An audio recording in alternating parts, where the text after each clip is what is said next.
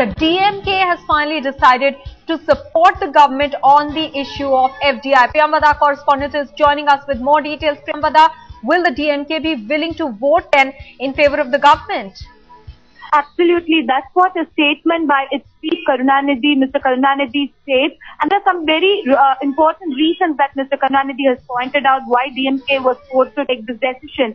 In a statement, quote unquote, DMK chief says, though we are opposed to FDI, considering the present political scenario, we are forced to vote in support of FDI. BJP wants a voting of FDI under section 184.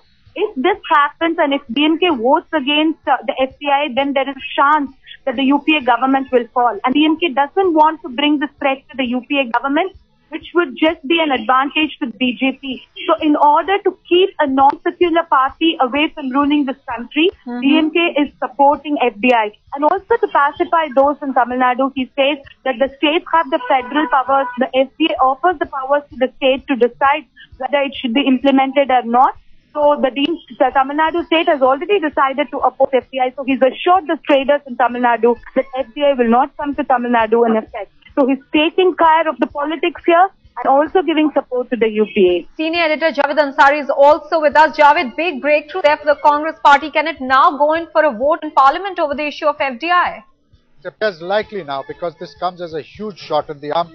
Now with the DMK on board and Mayawati already indicating that she would support the UPA, this removes a huge headache, and it also removes a hurdle for the government to agree to 184 now that it has the numbers on its side.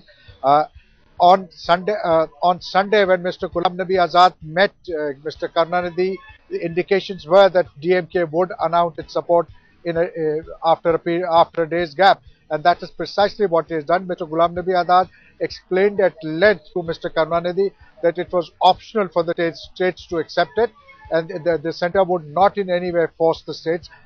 This is what was stated, and this is what was told on record. If there was an unstated agreement, understanding, some kind of deal done, we do not know, but it should come.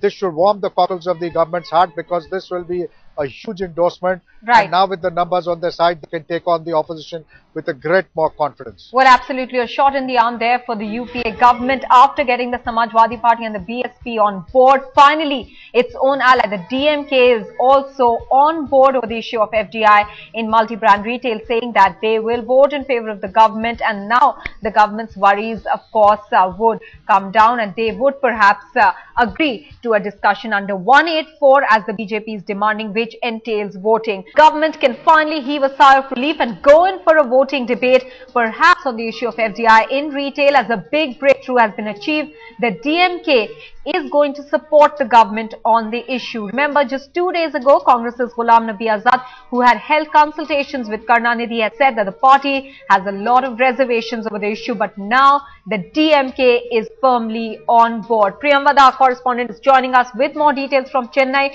Priyamvada, what has brought about this turnaround?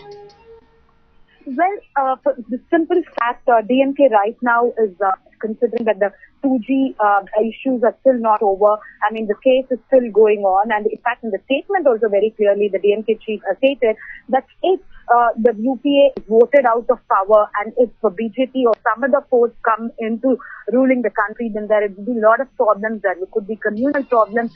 And my sources are telling me mainly the 2G case would get affected very badly, in which DMK chief's daughter, Karunanidhi, is involved. So this is one of the main reasons by which the Congress is able to convince DMK. But Priyamvada, how are they likely to convince their voters in that case if they vote in favor of the government over FDI? Well, they have already thought of a smart move for that, saying that the DMK is a party which has been asking for federal powers for the state for a very long time. And now FDI allows the states to decide whether to implement FDI in the particular state or not.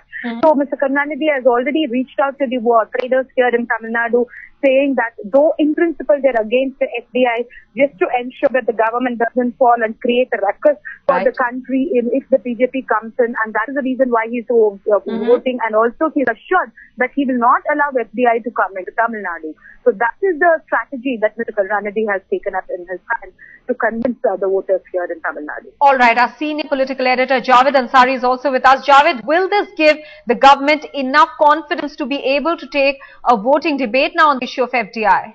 Yes, it gives them far more elbow room than they had, say, a couple of hours ago. With the DMK on board means all the allies are on board. Now it's just the question of Mr. Mulayam Singh Yadav. Mulayam Singh has indicated that while he's opposed to FDI, he would not want to vote against it because that would embarrass the government or that would entail, uh, a huge setback for the government. He's not willing to do that now. So the government will use this time to work on him as well, try and persuade him. But yes, it gives them the cushion of numbers.